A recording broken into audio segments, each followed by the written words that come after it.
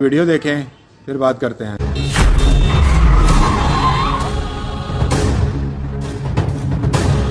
क्या हुआ आपको? उठो, क्या हुआ? क्या हुआ आपको? उठें, क्या हुआ? महरीन इस हालत में? ये महरीन है, यानी तुम्हारी पहली बीवी।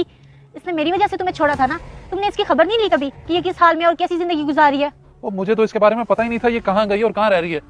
मैंने तो आ गए आप? ये 10:30 बजे तक ऑफिस की ड्यूटी थी या सबा के घर की? ऑफिस में इतना काम होता है, रोड पे इतनी ट्रैफिक होती है, रोज रोज एक ही बात क्यों करती हो? आखिर इतना शक करती ही क्यों हो मुझ पे? रोज तुम लेट होते हो, रोज तुम्हारा फोन बंद होता है और फिर कहते हो कि मैं शक करती हूँ। क्या तुम सबा से शादी नहीं करना चाहते? कह दो कि ये भी झूठ है। हाँ, मैं सबा से शादी करना चाहता हूँ क्योंकि वो मेरी कजन है और उसे मेरे सहारे की जरूरत है। जिस तरह तुम सोचती हो ना, ऐसा वैसा कुछ नहीं चल रहा हम लोगों के दरमियान। और इस्लाम में दूसरी शादी करना कोई गुनाह तो नहीं है। तो ठीक है, जो दिल में है वो करते रहो और मेरा भी जो दिल करेगा मैं वो करूंगी। मुझे तुमसे तलाक चाहिए।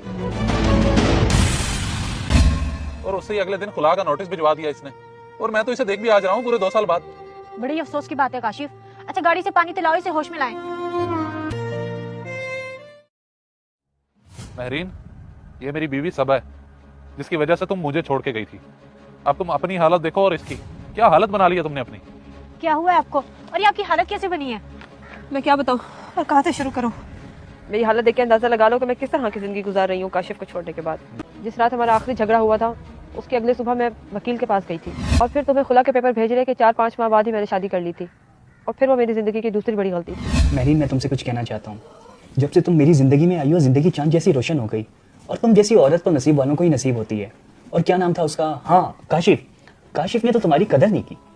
मेरी बात सुने, अगर आप मुझे खुश देखना चाहते हैं तो आज के बाद उनका नाम नहीं लेंगे आप। ओके हो गया जनाब, आपका हर हुक्म सर आंखों पर। बकवास बंद कर। मुझे पैसे देती है कि नहीं, वरना मुझसे बुरा कोई नहीं होगा। तुम ऐसे निकलो कि मैं तो सोच भी नहीं सकती थी। नशा करते हो, जुआ खेलते हो और मेरे पास तो जो कुछ था तुम पहले ही ले चुके हो। नहीं मेरे पास कुछ देने के लिए तुम्हें अब। इस घर में रहना है तो तुझे पैसे देने पड़ेंगे, चाहे तू अपने आप को बेच। और फिर ये रोज का मामूल बनता गया। वो मुझे मारता था और मैं उसके जुल्म का शिकार होती रही। लेकिन एक दिन कुदरत को मुझ पर रहम आ ही गया। मुझे मोहल्लेदारी से पता चला कि इमरान नशे की ओवरडोज की वजह से मर गया है। वो इम्तिहान तो खत्म हो गया मगर एक और शुरू हो गया। बीबी ये देखो हाथ जुड़े हैं मेरे, अब 1 रुपए का भी उधार नहीं है, जाओ यहाँ से। जिस औरत ने अपने पहले खामद को छोड़ दिया और दूसरे को नशे पर लगा दिया, उस औरत को मैं अपने घर जगह नहीं दे सकता। जाओ यहाँ से और आइंदा यहाँ नजर भी ना आना। मैंने जो गलतियां की उसका अंजाम यही होना था। ये गलती तुम्हारी नहीं मेरी भी है। मैं तो बस तुम्हें खुश देखना चाहता था, इसलिए तुम मुझे माफ कर दो। आप महरीन से दोबारा शादी कर लें। महरीन ने जो तकलीफ उठाई, अब हमारा फर्ज है कि हम उसे सुख दें।